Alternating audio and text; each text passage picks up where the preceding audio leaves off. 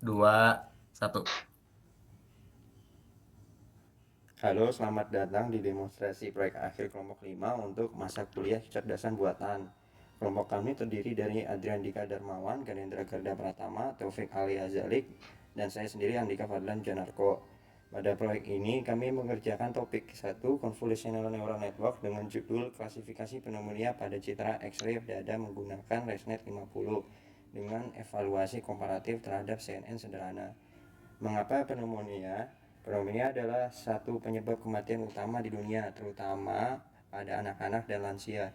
Diagnosis saat ini dilakukan secara manual oleh radiolog melalui citra X-ray dada dan proses yang membutuhkan keahlian tinggi dan rawan kesalahan akibat kelelahan atau variasi antara pengamat. Nah, tujuan dari proyek kami adalah membangun sistem computer aided diagnosis yang mampu mengklasifikasikan citra X-ray ke dalam dua kelas, normal dan pneumonia secara otomatis. Ada tiga rumusan masalah yang kami jawab.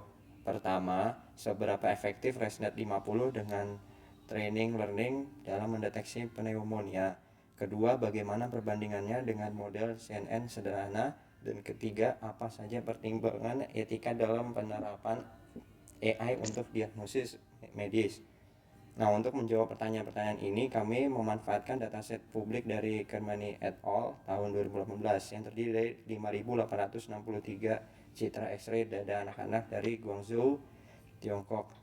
Nah, selanjutnya rekan saya Ganendra akan menjelaskan dataset dan proses pra pemrosesan yang kami lakukan. Baik, terima kasih Andika. Saya Ganendra, saya bertanggung jawab atas persiapan data di proyek ini. Dataset yang kami gunakan adalah chest X-ray image pneumonia dari data yang bisa diakses dari Kaggle atau dari DOI juga bisa. Nah, dataset ini sudah tersedia dalam formasi pre-split dengan pembagian seperti berikut. Untuk training set, ada 5.216 image dengan 1.341 labelnya normal dan 3.875 label pneumonia. Untuk validation setnya ada 16 image, masing-masing 8 image per kelas. Test setnya ada 624 image, 234 normal, dan 390 pneumonia. Nah, hal pertama yang kita bisa perhatikan ada adanya ketidakseimbangan kelas atau class imbalance, yaitu dari rasio pneumonia berbanding normal adalah 2,9 banding 1. Pada training data, ini menjadi tantangan penting karena model bisa cenderung memprediksi kelas mayoritas. Nah, sebelum kita masukkan ke model, setiap image kita masukkan beberapa data pre-processing.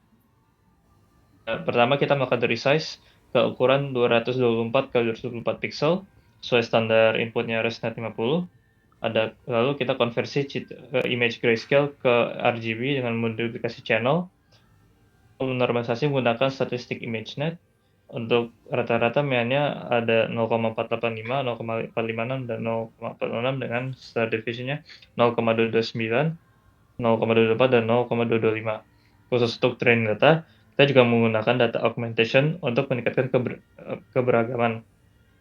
Random horizontal flip dengan probabilitas 50%, random rotation hingga 10 derajat, color jitter pada brightness dan contrast sebesar 20%, random resize crop dengan skala 80-100%.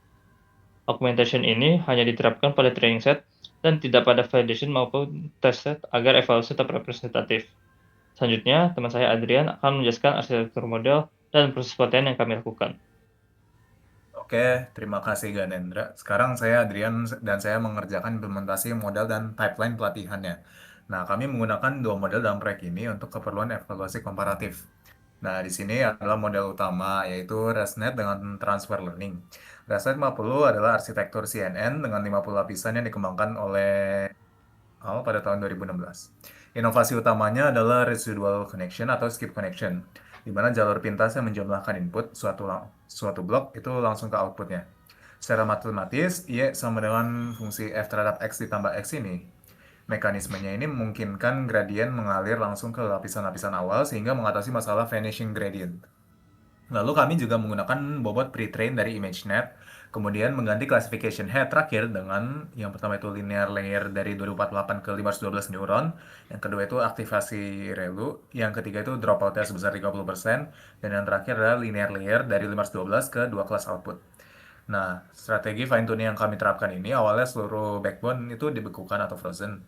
Hanya classification head baru saja yang dilatih, kemudian lapisan terakhir yaitu layer 4 di unfreeze untuk fine tuning lebih lanjut. Model baseline-nya itu adalah CNN sederhana yang dilatih dari nol dengan 3 lapisan konvolusi. Arsitekturnya jauh lebih ringan dengan channel 3 ke 32 ke 64 ke 128 dilanjutkan dengan flatten dan fully connected layer. Nah, untuk berikut adalah grafik training historinya dari RS-50 dan untuk konfigurasi pelatihannya di sini optimizer kita menggunakan Adam dengan wake decay-nya di sini 1E4. Lalu untuk learning rate-nya sendiri itu 1E4 untuk RS-50 dan 1E3 untuk Simple CNN. Lalu untuk batch size keduanya itu adalah 32. Untuk loss function-nya juga keduanya itu cross entropy loss. Lalu scheduler itu reduce error on plateau, di mana learning rate dikurangi setengah jika validasi loss stagnant selama 3 epoch. Dan random seed-nya itu untuk keduanya adalah 42 untuk reproducibilitas. Nah, untuk model CNN ini, model simple CNN ini menunjukkan tanda-tanda overfitting sejak dini, di mana validation loss ini melonjak dari 0,32 di epoch pertama menjadi 0,80 di epoch ketiga, sehingga checkpoint terbaik diambil dari epoch 1. Sementara untuk ResNet 50, dia menunjukkan pelatihan yang jauh lebih stabil dalam 3 epoch tersebut. Selanjutnya, rekan saya Taufik akan mempresentasikan hasil evaluasi lengkap dari kedua modelnya. Baik, terima kasih banyak Adrian. Saya Taufik dan saya bertanggung jawab pada atas evaluasi model dan analisis hasil eksperimennya. Jadi di sini kita bisa melihat perbandingan model.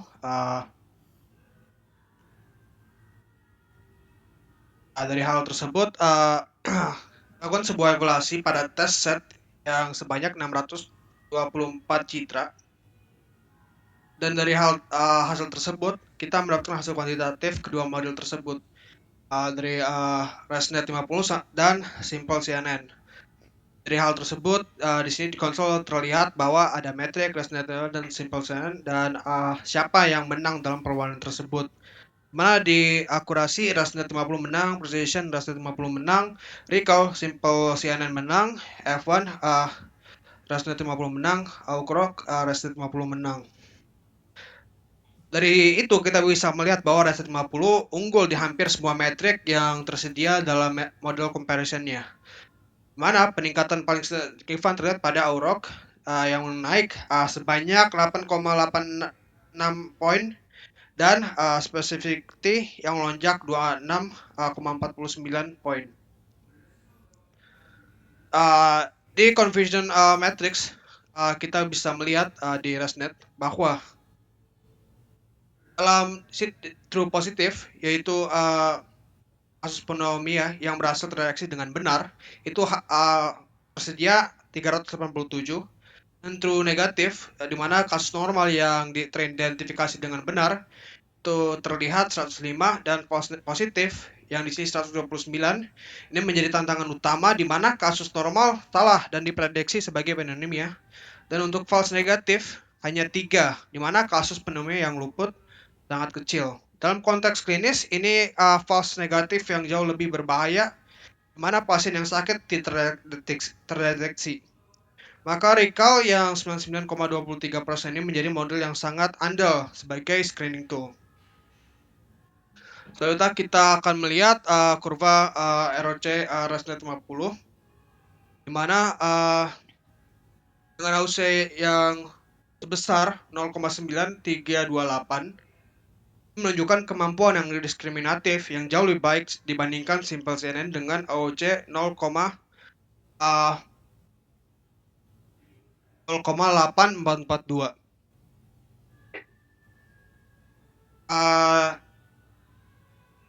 Yang menarik dalam hal tersebut adalah ada GradCam CNN. Kita bisa melihat teknik yang membantu kita memahami mengapa model membuat keputusan tertentu, di mana pada peta panas atau heat map ini menunjukkan area pada cerita X-ray yang paling mempengaruhi prediksi model tersebut.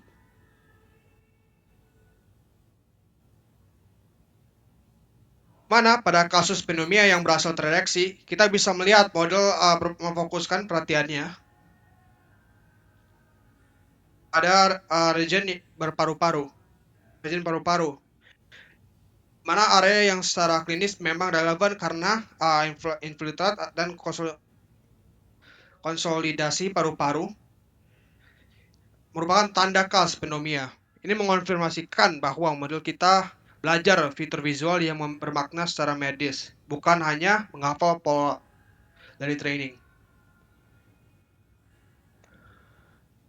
Untuk contoh yang false positif, aktivasi heat map terlihat tersebar dan tidak berfokus pada paru-paru.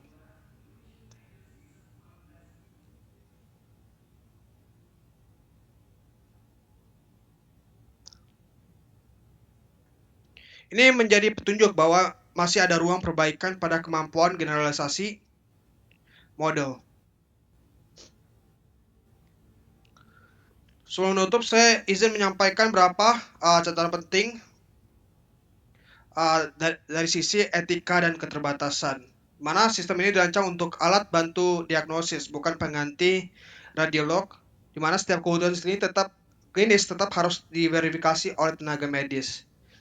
Kedua, dataset yang kami gunakan hanya mencakup pasien pediatrik dari satu rumah sakit di Tiongkok, di mana generasi ke populasi dewasa atau demografis yang berbeda perlu divalidasi terlebih lanjut. Ketiga, specificity yang 44,87% itu masih tergolong rendah, di mana hampir 55% kasus normal salah diprediksi sebagai pneumonia. Ini berpotensi menimbulkan kekhawatiran yang tidak perlu pada pasien sehat. Untuk pengembangan ke depan, kami merekomendasikan sebuah penerapan class weighting atau focal loss untuk mengatasi class imbalance, threshold tuning yang berbasis keseimbangan klinis antara false positif dan false negatif, dan validasi eksternal pada dataset multipusat yang lebih beragam. Terima kasih telah mendengarkan presentasi kami dan mohon maaf jika ada perkataan salah.